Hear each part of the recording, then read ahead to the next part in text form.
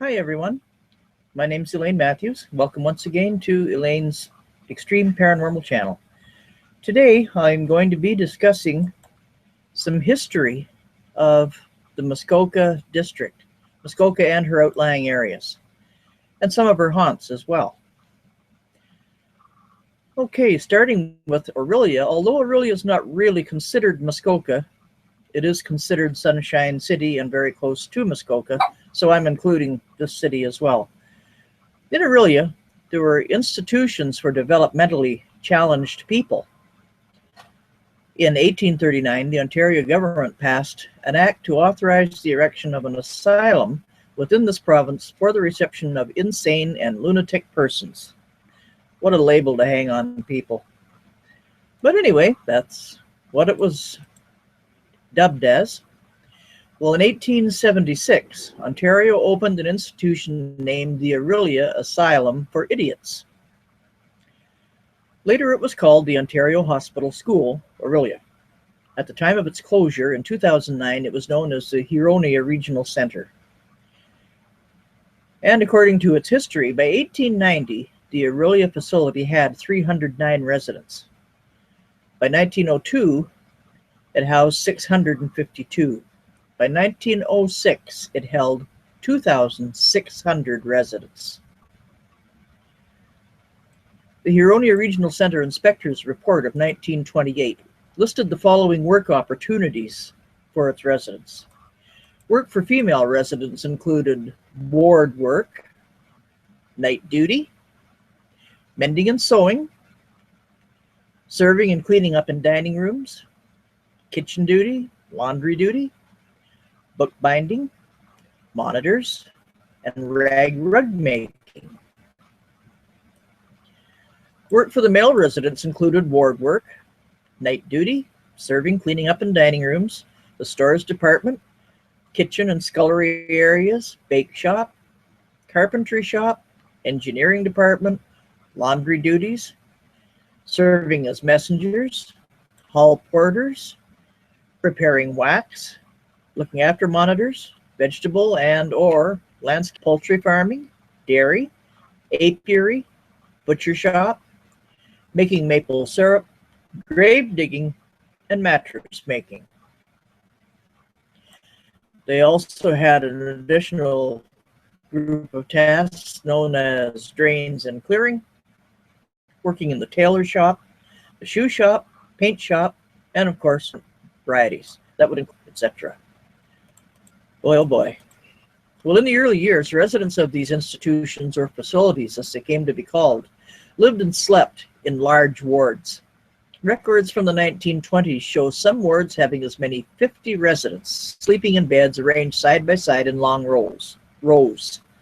Washrooms were also communal. They were separate quarters for male and female residents. Except for schooling or outings, male and female rarely ever mixed. Living arrangements started to change by the 1970s and 1980s when the government passed the Developmental Services Act in 1974. This was followed in 1987 by the government's 25-year plan to close its facilities and move their residents to residential placements within the communities. To help residents prepare for their eventual move to new homes in the community, these facilities made changes. Large units in the facilities were divided into apartments or smaller dormitory-style units to accommodate smaller groups of people. For example, 12 people might share a unit. 4 people might share a bedroom. These units had their own common areas, washrooms, and eating areas. Sometimes standalone buildings on the site were renovated into transition group homes where a small group of residents would live and daily work with staff on a one-on-one basis. The Huronia Regional Center was the only facility that had its own cemetery for residents who died there. Before 1958, gravestones were marked with registration numbers only. This was to protect the resident and their family. In total, 377 gravestones in the cemetery list registration numbers only. A new section was added to the cemetery in 1953. Starting in 1958, All gravestones were marked with the resident's name, year of birth, and year of death. In total, 179 gravestones in the cemetery include these details. The last institutional burial was in 1971. After 1971, all residents who passed away at the institution were either buried in municipal cemeteries according to the wishes of their families or taken care of by other means through the wish of the family. In 2014, as part of the ministry created a cemetery registry, which lists by name each of the 1,379 individuals buried at the cemetery. That institution, incidentally, I was there when I used to be a counselor with a group home setting. And it was really quite interesting because one of the staff there took me through the catacombs and it was there that I got two pictures. One of a woman with a long gown standing in the middle of the hall, and you could see right through her. The other of a shadow person. You could see the definite shape, like the shape of just half a person peering around the corner of a door frame, as much to say, hey, who are you? What are you doing? What do you want? Unfortunately, I no longer have those pictures because they were on a computer generalia. Otherwise, I would be happy to show them to you. But I did get those two pictures, and I was really grateful for that. It is quite an active place. And now we come to Gravenhurst and her history. Gravenhurst is a town in the Muskoka region of Ontario, Canada. It's located approximately 15 kilometers or 9.3 miles south of Bracebridge, Ontario. Gravenhurst includes a large area of the district of the town of Gravenhurst. It centers two lakes, Lake Muskoka, which is the largest lake in the region, and a smaller cottage-bordered lake. Another lake, Cashy Lake, is situated about 10 kilometers or 6.2 miles south of the town of Gravenhurst. Gravenhurst was originally known as McCabe's Landing, and later as Sawdust City. Gravenhurst was named by a postal official who was reading the treatise Gravenhurst or Thoughts on Good and Evil. Gravenhurst's economic prosperity stemmed from the construction of a colonization road in the 1850s, steamboating on the Muskoka in the 1860s. The town is located strategically at the northern terminus of the Toronto, Simcoe, and Muskoka Junction Railway. The town is positioned as the gateway to Muskoka. Nearby Muldrew Lake was named after the lake's second cottager, Dr. William Hawthorne Muldrew. He was the principal of high school in 1894. In 1901, he published a book called Sylvan, Ontario, A Guide to Our Native Trees and Shrubs. It was the first book published on this subject in Ontario, and the drawings were all his own. All the different types of trees and shrubs in Muskoka could be seen at the school because he transplanted many of the specimens from Muldrew Lake. In 1942, the Royal Norwegian Air Force moved their training camp, Little Norway, from Toronto to Muskoka Airfield near Gravenhurst. The Norwegians remained in Gravenhurst almost to the end of World War II in 1940 to 1946. Gravenhurst of Camp XX, the Gravenhurst Nazi Prisoners of War, known locally as the Muskoka Officers Club. Before the war, it was the Calidor Sanitarium. After the war, it was turned into a TB sanitarium again, and later became a kosher resort called the Gateway. Between 1940 and 1946, Gravenhurst was home to a German prisoner of war camp known as Camp 20. The camp, also referred to as Camp Calidor and Muskoka Officers Club. Many describe Camp 20 as a vacation of war. The camp had a swimming area fenced in on Lake Muskoka where the prisoners could bathe. By the end of the first summer, Camp 20 held 4 prisoners. They were taken around Gravenhurst to work on various projects. The prisoners of war built a set of stone steps leading down to the waterfront, which can still be seen at Gull Lake Park today. They also built a lighthouse in the park. If you hear barking, ladies and gentlemen, excuse me, but that's my dog Chewbacca, he wants to get his 2 cents worth in. Now we come to the Gravenhurst Sanatorium. Sanatoriums were used to treat people with tuberculosis, commonly known as consumption, which was one of the deadliest diseases in North America in the 1880s. This one was a huge hospital that was a grand state-of-the-art facility. It opened in 1897. The first sanatorium in the country was built in Gravenhurst at the end of Muskoka Road North and named Muskoka Cottage Hospital. At that time, it was operated as a private facility. A few years ago, the hotel was converted into a private sanatorium. The hotel was torn down when the Calidore Sanatorium was built on Gravenhurst Bay around the First World War. The Calidore Sanatorium was later converted into a POW camp in the Second World War, and it eventually became the site of the Gateway Hotel.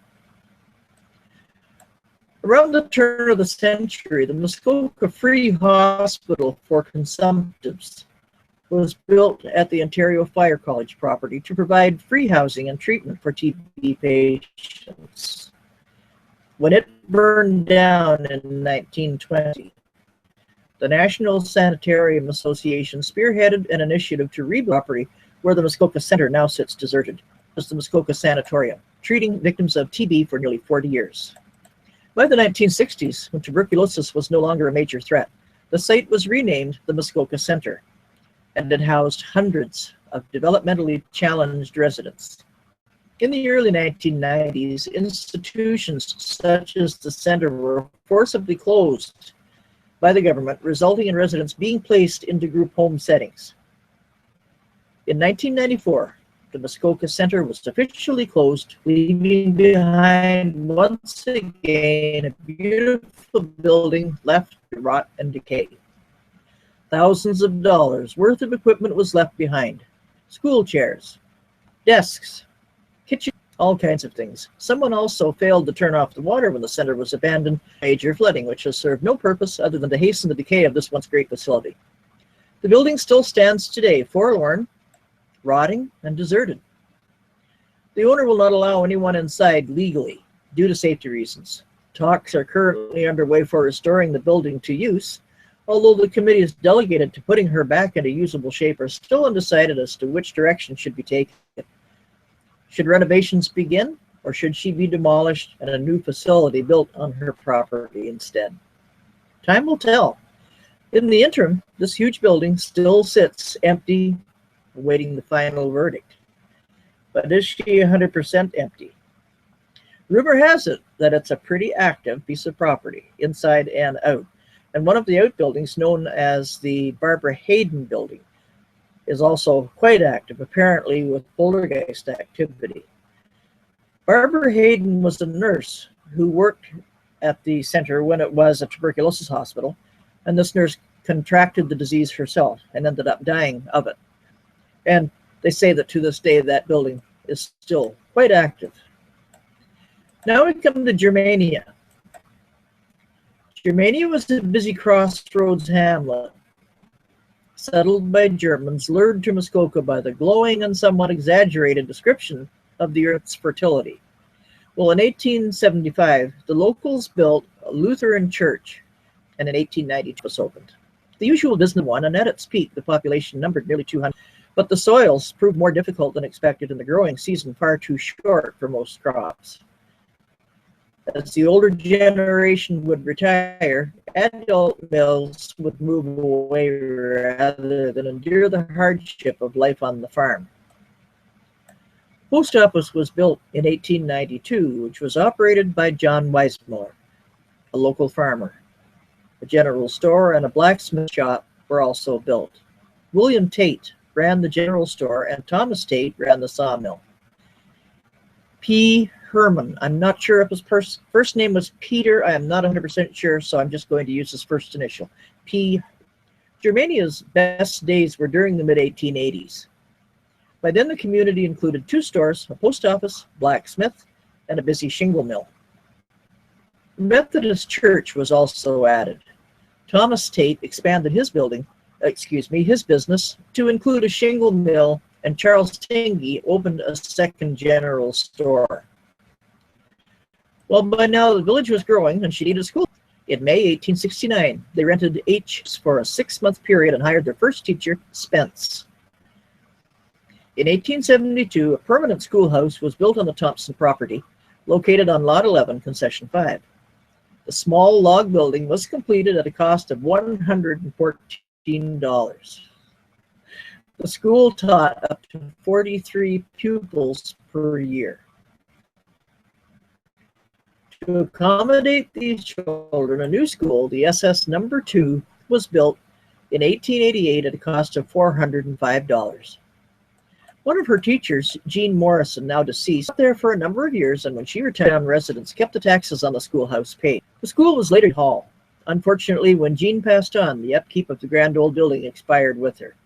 It was left to the elements, and in the severe winter of 2013, the roof collapsed under the weight of the snow and ice. What a sad ending for such a historic building, which, if its walls could talk, I'm sure would no doubt entertain for years with what took place there. To see the old piano sitting out there in the snow, the roof smashed down, sad. It's really sad. One of the first families to move to the area were the Gilberts. Excuse me. The Gilberts used their land to bury family. Sadly, they lost some of their children at a very young age. Eventually, the family donated their land to have a log Lutheran in 1876. Inside the church is the original charter signed by Queen Victoria on August 1st, 1875. A cemetery was created around the original Gilbert family plots. The family eventually handed the family cemetery to the town of Bracebridge, who maintains the site today. The cemetery is now known as Lutheran Cemetery, also known as Family Cemetery. Germania began to decline by the early 1900s due to the depletion of lumber supplies and poor farming conditions. Her population slowly began to fall to about 50 residents. In 1950, the office closed. The school remained in operation for another 3 years. Today, Germania remains a rural area that continues to support a small population. Due to the growth of nearby centers such as Aurelia, Gravenhurst, and Bracebridge, Germania has managed to hold on and even attract a few new residents. Germania, take Highway 11 to either Highway 118 or Dual Lake Road, Muskoka. If you take the latter, go east until you reach Germania Road, then turn left. If you take Highway 118, Germania Road will be on the right-hand side. And now we're coming to Bracebridge. In early days, Muskoka was built on fur trading, forestry, farming, and water. Water for hydraulic power to turn the wheels, sawmills, and the water is necessary for production of hydroelectric power for transportation and recreation. The reason that Bracebridge and many other Muskoka settlements did not. The village in 1875. She then became a town in 1889. Bracebridge became the official business and very nearly the geographic center of Muskoka. The word Muskoka is translated as land of many waters and is an old native Chippewa word. The first railroad appeared in 1857, built to a terminus in Gravenhurst, and then extended northward to Bracebridge and Huntsville. Since the Second World War, Bracebridge has benefited greatly from the installation and expansion of a modern airport, highways, world-class transportation and communications networks. Bracebridge was incorporated as a town in 1889, and her population continued to steadily grow. When our family moved to Bracebridge, I was only 10 years old. Population then was around 679 permanent residents. Now she sits at over 16,000. And she continues to grow to this day. In 1955, established by a group of local business, Bridge was the appropriate location for such an attraction because it is on the 45th parallel, halfway between the equator and the North Pole.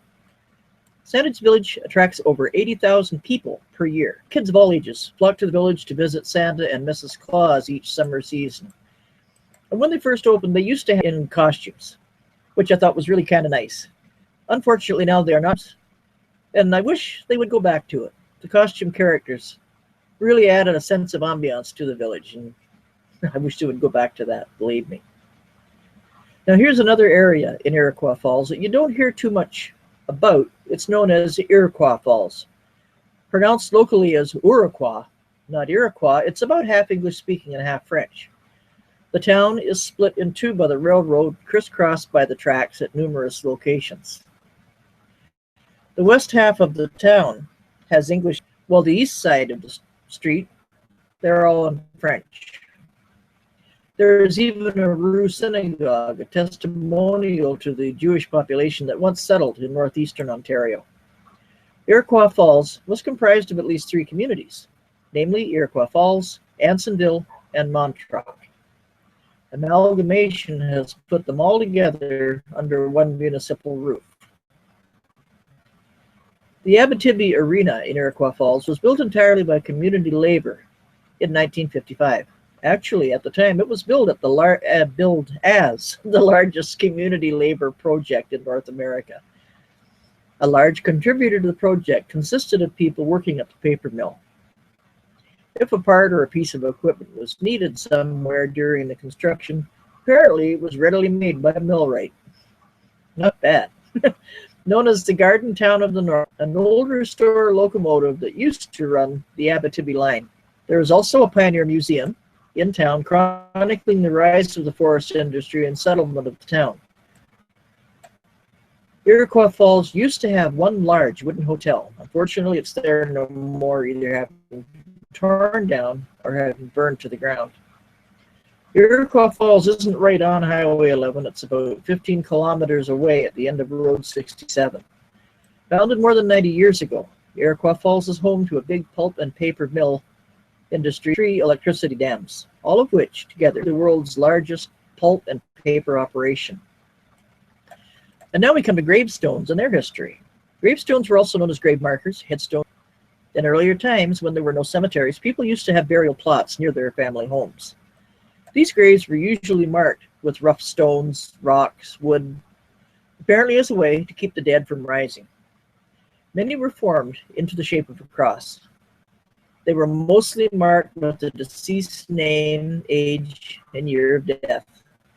Gradually, churchyard burials evolved, involving large square-shaped tombstones carved from slate or sandstone. The inscriptions carved on slate used to be shallow yet readable. Tombstones have the year of birth, year of death, and often the maiden name in the case of married women. Some even have photos of the deceased in the stone. Public cemeteries evolved in the 19th century. Eventually, people started giving importance to the gravestones, headstones, footstones, etc., as a means to memorialize their deceased loved ones. Thus, they started engraving the headstones with a small words about the deceased individual himself or by someone else. The Victorian era, 1837 to 1901, greatly emphasized customs and practices associated with death, so the period paved the way for elaborate tombstones and headstones. The cemeteries appeared more like parks as they had such lavish, decorated tombstones. The more wealthy the family, the more elaborate the gravestone. Some wealthy families have fancy enclosures built along with walk-in crypts. In addition, gravestone sculptured artwork is the Star of David, the dove, Egyptian symbol, Ankh, the Eye of Horus, weeping willow tree, maple leaf, flowers, horseshoe, sword, broken column, you name it. They've got all kinds of different designs. These symbols denoted religious beliefs, social class, occupation, and several other aspects of the life of the deceased person. Unlike the symbols from the colonial period reflected fear of the afterlife, as they believed that only a few people would be allowed into heaven after death. The rest would be categorized as sinners. Well, we all know where the sinners go. So now we come to Haunted Bala. The 32-room hotel, formerly known as the Swastika Hotel, was built in 1910 by Mr. E.B. Sutton. It opened for business in July of that year. Mr. Sutton loved the area He often stayed. He only 7 more years, 1917, in the room 319. But many people say his spirit still lingers, checking up on the maintenance efforts of his beloved old hotel, and many people have reported seeing him. As for the history of the building, the elaborate staircase leading from the main lobby to the second floor, a set of doors to the left leading to a lounge with a central stone fireplace. They're all lovely visions of a grand building. This greets you as you enter the hotel. Many occurrences are known to happen there. Doors opening on their own, footsteps, television in room 312, staff members to be working when not even plugged in. In room 319, Mr. Sutton died in 1917. The housekeeping staff always have problems. Television can be heard when no one's occupying the suite. The staff turn the television off, but in a few minutes is back on again. The room is often disturbed by some unseen force. Housekeeping staff will clean the room, return later to find all their work undone, and the curtain is pulled halfway across the bed. Sometimes when the door is closed, you can hear movement in the room, especially the curtain being pulled. Room 312 is also quite active, with the shower turning on by unseen hands, television running on its own without even being plugged in, and doorknobs being rattled.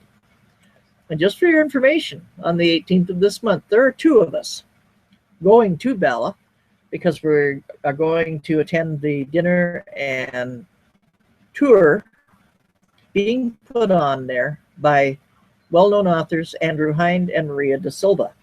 Some of us will be staying overnight. 2 of us we are going to be in room 312. So we're hoping to get some activity and some good footage if possible. Now we come to another place in Dunn's Pavilion. In Bala, it's Dunn's Pavilion. The dance hall was operated by Jerry Dunn, a University of Toronto trained pharmacist who also opened Bala. He opened in 1930, offering dancing 6 days a week to a grateful public who traveled many miles to listen to the big bands and dance the evenings away. Big band names like Louis Armstrong, Duke Ellington, the Dorsey Brothers, Warren Covington Orchestra, all made the house swing while onlookers cheered, danced, and clapped. Of course, in its earlier days, Dunn's was dry as far as hoot. If you wanted to snort, you had to bring your own. You had to hide it in a purse, a pocket, whatever. Pour it carefully under the table so no one else could see you were having a drink of anything other than soft drinks with ice. Dunn's also hosted greats like Count Basie, Les Brown, Cab Calloway, Woody Herman, the Ink Spots, Guy Lombardo.